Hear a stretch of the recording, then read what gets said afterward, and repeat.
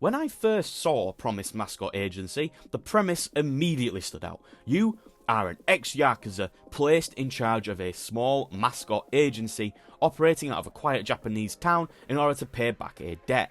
You are taking on gigs, you're managing a growing roster of mascots, and trying to keep the whole operation running smoothly. It's an unusual setup even by indie game standards, and the game seems fully aware of that. So I decided I just had to play this game. Instead of easing you in with a lot of explanation or lampshading how odd this all is, it presents this idea of what it is plainly and moves on, just trusting you to roll with it.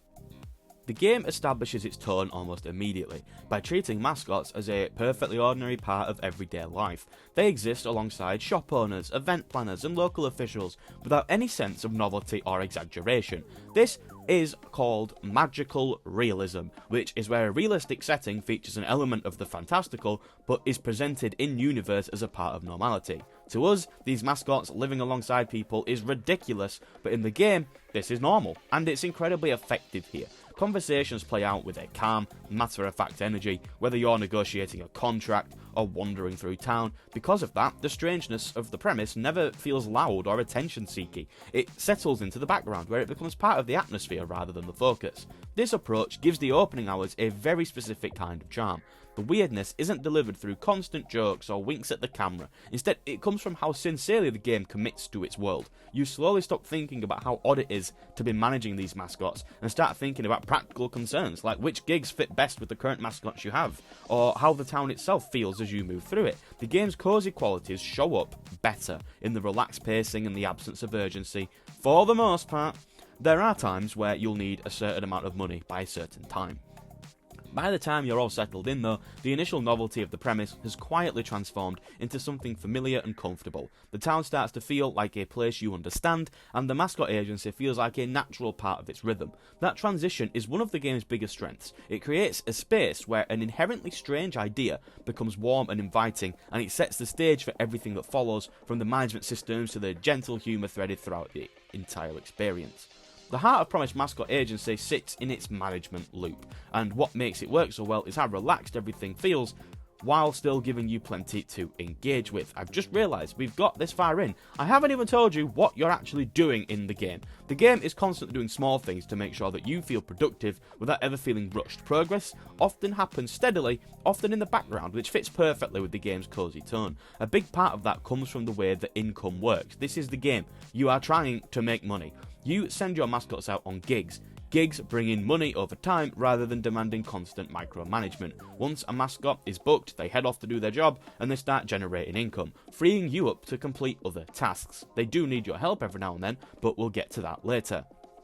As your agency grows, upgrades start to play a larger role. You eventually unlock subcontracting, which allows you to make a significant amount of revenue without doing a single thing. You have the delivery service, where you play a claw machine game to pick up merchandise of your mascots, which are then delivered to stores and generate more money. The further into the game you get, the more avenues of passive income you unlock, and the happier you feel watching your money pile up. All of this is wrapped in a presentation that prioritises comfort. The pacing gives you space to breathe, the music stays calm and unobtrusive, the town itself feels pleasant to spend time in, even when nothing major is actually happening. The game supports long, relaxed sessions just as well as short check-ins, which makes it easy to return to whenever you want something low pressure. It is the kind of experience where progress accumulates quietly and that steady accumulation becomes part of the appeal. The majority of the game is spent just driving around this small town, picking up items to upgrade your friends, but again, we will come back to this later. By combining hands-off progression, thoughtful upgrades and small interactive moments like the claw game, Promise Mascot Agency creates a management experience that feels consistently pleasant. It keeps you engaged without demanding too much, and it finds a sweet spot where growth, routine and atmosphere all support each other. My only real downside to this aspect of the game is that due to story reasons, you're told how much you owe, okay? You are told, I think it's 1 billion yen. Then, when you get 10 or so hours into the game and you're nowhere close to earning 1 billion yen, I naturally thought, wow, I can't wait to see what the game is going to introduce to bridge that gap. Gonna be fun making big money like that, but then without spoiling anything, the plot just sort of handled itself, so you never actually get the satisfaction of earning all that money back.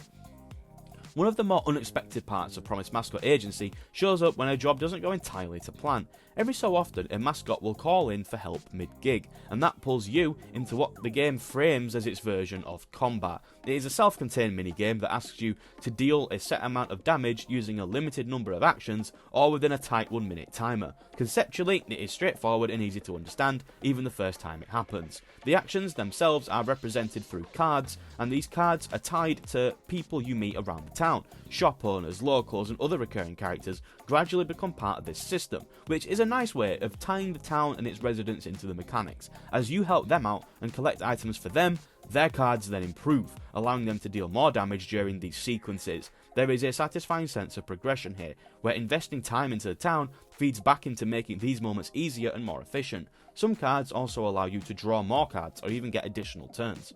In isolation, the minigame is fun enough. There is a light sense of urgency from the timer, and lining up the right combination of cards to hit the damage requirement feels mildly satisfying. It adds a bit of texture to the otherwise relaxed pace of the game.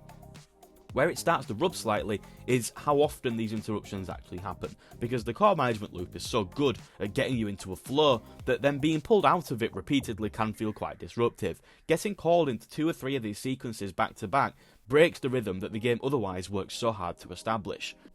There are items you can buy that reduce how frequently these moments trigger, but even so, it feels a little odd to have to spend resources just to preserve the natural flow of the experience. A lot of the personality of the game obviously comes from its mascots, and the way that the game uses humour to give them life. Each one does have a clear visual identity, and a distinct tone that matches that in how they're written, and that goes a long way towards making the world feel very, very playful. You're constantly running into little bits of dialogue, odd reactions, and throwaway lines that feel deliberately dry or slightly offbeat. They are also not entirely necessary. If you're not in the mood to be talking to all of these weird looking fellas, then you can just skip the dialogue and nothing of note would really be missed. It's mostly just extra stuff. That said, this is very much a game that you need to meet on its own wavelength. The humour leans heavily into the quirkiness, understatement of it all, and the repetition, and if that particular style isn't clicking, it becomes harder to appreciate everything else around it. A lot of the jokes come from tone rather than punchlines, and the game expects you to enjoy spending time in that space. When the vibe works, it feels warm and gently funny in a way that's very, very easy to settle into. When it doesn't, the experience can feel a bit flat, simply because so much of the charm is tied to that specific mood. The story sits quietly in the background throughout all of this. It drifts through ideas like local corruption, small town power, and the occasional conspiracy, but it never really pushes those elements very hard. They're present more as flavour than as a driving force, and they mostly serve as excuses to move you from one scenario to the next. The game never asks you to dig deep or piece together anything especially complex, and it doesn't seem particularly interested in making a big statement, even if it does have a couple cool twists here and there. By the time I finished Promise Mascot Agency, what stuck with me most wasn't any single mechanic or storyline, but how comfortable it felt, committing fully to its own identity. Calling it one of the weirdest games I've ever played is meant entirely as praise. The game does not feel strange because it's chasing novelty, or trying to stand out too hard through shock value. It feels strange because it was built around a very specific idea of what it wants to be, and at no point in the game does it ever compromise that. That commitment makes the game very easy to recommend to the right kind of person. If you enjoy cozy management sims, or low pressure progression, or games that prioritise mood and personality over challenge, then there is a lot to like here. It rewards patience, encourages settling into routines, and asks you to enjoy the small moments rather than be rushing towards an endpoint. At the same time, it's fair to say this game will not land for everybody. The humour will definitely not land for everybody. The pacing is quite gentle, and the overall vibe is something that you really have to be in the mood for. If that tone doesn't click, the experience probably won't either.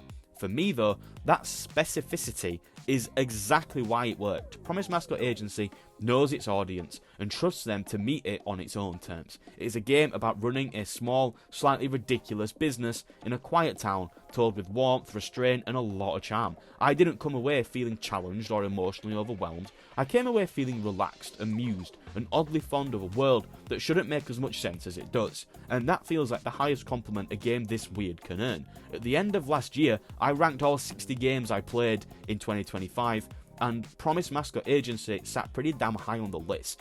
This is a brilliant game if you're in the mood for a game like this. If you made it this far into the video, then thank you very much. I really hope you enjoyed yourself. If you did, then leaving a like is a great way to show your appreciation, or you could also leave a comment telling me you enjoyed it, because I do read them all. And if you want to see more videos from me, then you could always consider subscribing, because I upload at least one video a week. But for now, that is all. Have a nice day, and goodbye.